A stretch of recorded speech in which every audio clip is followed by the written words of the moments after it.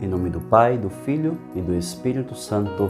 Amém. Salve Maria Imaculada a todos, sejam todos bem-vindos ao nosso canal Discípulos Teotocos. Quero acolher você que está chegando agora e convidar você que ainda não é inscrito no nosso canal, se inscreva agora no nosso canal, ative o sininho para receber as notificações. Deixe seu like, seu joinha para que este vídeo possa alcançar mais e mais almas para Deus. E de um modo especial quero fazer um convite para você. Compartilhe os nossos vídeos, compartilhe a nossa quaresma, o nosso retiro quaresmal, para que muitas almas possam ser alcançadas pela graça de Deus em suas vidas. Amém? Convido você a tomar em mãos a Sagrada Escritura no livro do Êxodo, capítulo 10, versículos do 3 ao 4. Êxodo, capítulo 10, versículos do 3 ao 4. A palavra de Deus diz assim: Moisés e Arão foram procurar o rei e disseram-lhe: Eis o que diz o Senhor, Deus dos Hebreus: Até quando recusarás humilhar-te diante de mim? Deixa ir o meu povo para que ele me preste o seu culto. Se recusares, farei vir amanhã gafanhotos sobre o teu território. Palavra do Senhor, graças a Deus. Caríssimos irmãos e irmãs, eu quero começar essa meditação de hoje, esse aprofundamento nessa palavra, lembrando aquilo que nos ensina o Catecismo da Igreja Católica no parágrafo 2576, que diz: Deus falava com Moisés face a face, como um homem fala com o outro. Isso é intimidade. Olha que maravilha, Moisés tinha uma graça, um privilégio tão maravilhoso, que era de falar com Deus face a face, como um homem fala com o outro, como um amigo fala com o outro. E é interessante que nós temos essa graça também de falar com Deus, ser próximos de Deus, de ter essa intimidade com Deus. Nós vemos um texto que acabou de ser proclamado que a oração de Moisés é típica da oração contemplativa, aquela que contempla a face de Deus, que contempla a face do Criador, do Deus Todo-Poderoso. Moisés, ele conversa muitas vezes, é interessante isso, que Moisés tem essa prática de conversar constantemente com Deus, em conversas longas, né, de grande tempo, de horas aí de conversa. E é interessante que muitas vezes nós acordamos, nós mal rezamos, muitas vezes a gente acorda naquela pressa, naquela agonia, naquele desespero, e a gente não dá nenhum bom dia para Deus, a gente nem confia a Deus o nosso dia, tudo aquilo que Ele preparou para nós, a gente não tem a capacidade de dizer assim: obrigado, meu Deus, pelo dom da vida, pela graça de mais um dia, por tudo aquilo que o Senhor preparou para mim neste dia. Enquanto eu dormia, o Senhor, com todo o amor do mundo, preparou esse dia para mim, com tanto amor, com tanto carinho, né? E muitas vezes é por isso que o dia atual, nesse momento que você está vendo o vídeo, se chama presente. O passado não volta, o futuro é incerto, mas o presente nós temos a graça e o privilégio de escolher se nós jogamos no canto ou desembrulhamos e vemos a beleza daquele presente que Deus nos concedeu. Por isso, Deus nos concede a graça de mais um dia de vida. E muitas vezes nós não temos a capacidade de agradecer. E pela falta, né, de reconhecimento, pela falta de entender que sem Deus não somos nada, pelo orgulho, nós vamos ver isso na leitura de hoje, né? O orgulho do faraó em resistir, em se humilhar na presença de Deus, em resistir, em querer se humilhar e falar assim: não, Senhor, o povo é teu, leva. Poderia ser tudo diferente, bastava o faraó se dobrar diante de Deus, ser humilde, se humilhar diante de Deus, como Deus diz: até quando vai recusar e se humilhar-te diante de mim? Não precisa ser assim, meu irmão, minha irmã. E muitas vezes nós agimos como um faraó, nosso coração está endurecido, nosso coração está revestido de uma pedra, e muitas vezes o orgulho, o orgulho ele é como um guarda-chuva que, aberto, impede que a chuva de bênção, de graças de Deus recaia sobre nós. Por quê? Porque o guarda-chuva do orgulho começa a fazer com que as graças caiam fora, menos sobre mim. Essa é a ação do orgulho. Como nós vemos na Sagrada Escritura, Lúcifer era o anjo portador da luz, era o anjo do mais alto escalão do coro angelical. E quando Lúcifer deixou o orgulho, a soberba tomar conta de si, em querer ser como Deus, em querer ser acima de Deus, em querer se assentar-se no trono de Deus, nós vemos que ele foi precipitado, e aquele que estava na presença de Deus por causa do seu orgulho, por causa da sua soberba, não tem mais acesso a Deus. Como eu disse em alguns vídeos anteriores, Lúcifer é só um grão de areia, é menos que um grão de areia na presença de Deus. Ele pode ter força, ele pode ter astúcia, mas ele continua sendo criatura, e como uma criatura que foi derrotada por São Miguel Arcanjo, como uma criatura que foi expulsa, precipitada nos abismos, ele não tem acesso a Deus. O orgulho nos tira a graça de ter acesso a Deus. O orgulho nos priva da graça de Deus. Nós vamos entender um pouco essa questão também do orgulho. Nós vemos que o coração do faraó estava endurecido, e a causa desse endurecimento era o seu orgulho, como eu acabei de falar.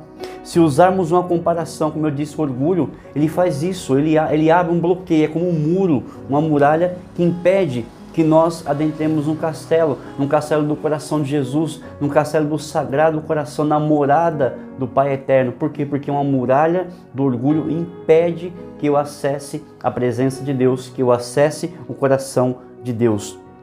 Nesse retiro quaresmal, nós temos essa missão. A igreja nos convoca a olhar para dentro de nós, nos humilharmos diante de Deus, reconhecer os nossos pecados, a nossa miséria, implorar a misericórdia de Deus, suplicar a misericórdia de Deus. E um dos meios para que isso aconteça na nossa vida de forma concreta é a confissão dos nossos pecados perante um sacerdote no sacramento da reconciliação. É um ato humilde, né? A confissão é um ato de humildade e confiança necessário para recobrar a graça de Deus após cometer um pecado mortal. Para que você possa entender, um pecado mortal é tudo aquilo que possa ferir qualquer um dos 10 mandamentos. Para você entender, a gente tem aquela mania, né? Ah, mas eu não preciso me confessar, não matei, não roubei nada de ninguém, não falei mal de ninguém. Você está falando 3 coisas, nós temos 10 mandamentos, né? Você está falando que não roubou, você está falando que não falou mal de ninguém e não fez mal a ninguém. E os outros 7, como é que fica? Né? Então a gente resume muitas vezes os 10 mandamentos em 2, em 3, em 1 só. Ah, eu não faço mal para ninguém. Ah, eu não fofoco da vida de ninguém. Ah, eu nem vou na casa de ninguém. E acho que está em estado de graça, né? Mas o nosso comportamento muitas vezes fere o primeiro mandamento. E ferindo o primeiro mandamento, fere todos os 10. O primeiro mandamento da lei de Deus se diz Shema Israel. Nós entendemos como amar a Deus sobre todas as coisas e ao próximo como a ti mesmo. Mas esse não é o começo do mandamento. Isto é a continuação do primeiro mandamento. O primeiro mandamento começa dizendo assim, ó, Shema Israel Adonai Elohenu, ou seja, escuta Israel, o Senhor teu Deus é um só é o Senhor teu Deus. Amarás o Senhor teu Deus com todas as tuas forças, com todo o entendimento, e assim vai. Mas o primeiro mandamento é escuta Israel, Shema Israel, escuta, o Senhor teu Deus é um só. E muitas vezes o nosso comportamento de orgulho, né, já fere o primeiro mandamento, né? O nosso orgulho impede de reconhecer a Deus, o nosso orgulho impede de reconhecer as nossas misérias, impede que nós reconheçamos a necessidade de se humilhar diante de Deus, confessar os nossos pecados e retomar ao estado de graça. E talvez você se pergunte, ou já tenha dito, mas eu não vou me confessar. Eu falo diretamente com Deus. Eu não me confesso com o sacerdote, porque isso não é bíblico. Eu vou explicar que esse fundamento é bíblico, né? Mas, eu me confesso diretamente com Deus, né? Eu não vou me confessar com o padre, porque ele é mais miserável do que eu. Só que tem um detalhe, meu querido, meu irmão, minha irmã. O sacerdote, ele foi ungido para aquilo. Deus o suscitou no sacramento da ordem para nos dar a graça da absolvição, no sacramento da confissão. Qual o fundamento da confissão com o sacerdote? Você pode tomar a sua Bíblia em mãos, no Evangelho de São João, capítulo 20, versículos do 22 ao 23. Evangelho de São João, capítulo 20, versículos do 22 ao 23. A palavra de Deus diz assim: depois dessas palavras, soprou sobre eles, dizendo-lhes, recebei o Espírito Santo. Aqueles, versículo 23, aqueles a quem perdoardes os pecados, eles serão perdoados. Aqueles a quem o retiverdes, lhes serão retidos. Deus é a única pessoa que pode perdoar pecados, mas Deus quis, na pessoa de Jesus, confiar aos seus sacerdotes a graça, o dom e a autoridade de perdoar os pecados dos filhos de Deus. Portanto, meu irmão, minha irmã, Deus quis, através de Jesus, confiar aos discípulos, e aqui nós vemos a tradição da igreja, né? Confiada à igreja de Cristo, o dom e a graça de perdoar os pecados. Aqueles a quem perdoares, aqui é Jesus falando para os seus discípulos. Se só Deus tem a graça, essa capacidade de perdoar pecados, Jesus não poderia perdoar, aliás, não, os discípulos não poderiam perdoar, mas Deus quis, através de Jesus, confiar à sua igreja, aos seus discípulos, o dom, a graça e a autoridade de perdoar os pecados. Aqui nós vemos o fundamento bíblico para o sacramento da confissão através do sacerdócio. Ou seja, não existe essa questão, não existe fundamento bíblico para a confissão diante de Deus unicamente. A passagem que muitas pessoas confundem é: quando orares, entra no teu quarto e ora, e o Pai que vê o que está oculto te recompensará. Só que aqui Deus está falando de oração, não é confissão, não é o perdão dos pecados. Aqui Deus está falando de intimidade, entrar no secreto, entrar na presença de Deus, abrir o coração, expor para Deus aquilo que ninguém pode ver. E Deus, que vê tudo aquilo que o ser humano não pode ver, lhe recompensará. A palavra está falando de oração. Quando fores orar, não quando fores confessar teu pecado, quando fores te humilhar, não. Aqui está falando de oração. João, capítulo 20, versículos do 22 ao 23, está nos dando o fundamento bíblico para o sacramento da confissão pelo sacerdote, o único e verdadeiro sacramento da igreja de nosso Senhor Jesus Cristo. E nós estamos aqui com o Catecismo da Igreja Católica, e eu quero trazer para vocês algumas informações a respeito do sacramento da confissão. No parágrafo 1422, diz assim: aqueles que se aproximam do sacramento da penitência obtêm da misericórdia divina o perdão da ofensa feita a Deus e ao mesmo tempo são reconciliados com a igreja que feriram ao pecarem, e ao qual colabora para a sua conversão com caridade, exemplo e orações. Parágrafo 1423. Chama-se sacramento da conversão, pois realiza sacramentalmente o convite de Jesus à conversão, que é o que nós estamos vivendo fortemente nessa quaresma, o caminho de volta ao Pai. Parágrafo 1424.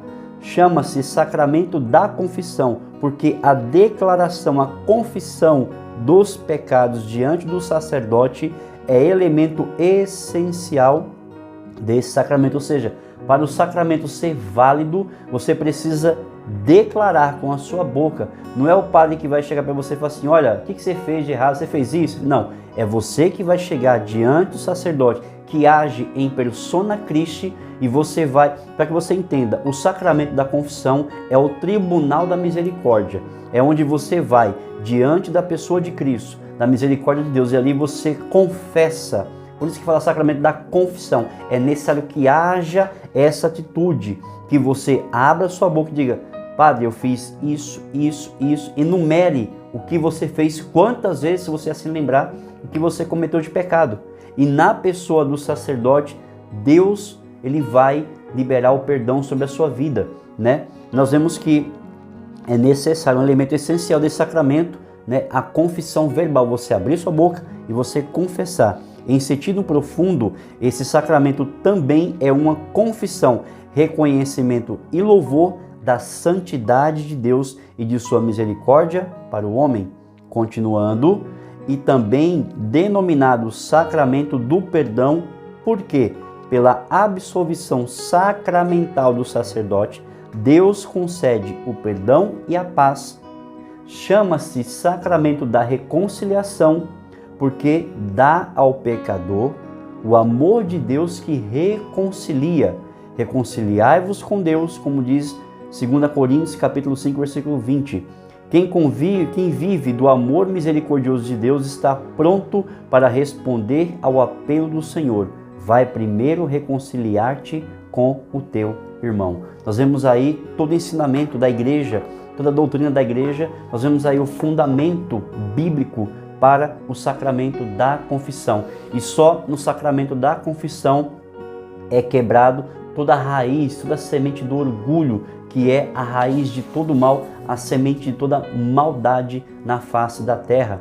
Por isso, meu irmão, minha irmã, nós queremos pedir nesse retiro a nosso Senhor Jesus Cristo a graça de que seja desalojado todo orgulho, toda soberba, toda prepotência do nosso coração.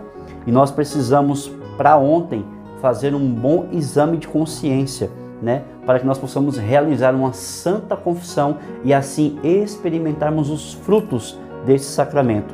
E interessante que após a confissão e a absolvição da parte do sacerdote, é belo lembrarmos de que o fim e o efeito deste sacramento, como nos ensina o Catecismo da Igreja Católica, é a reconciliação com Deus.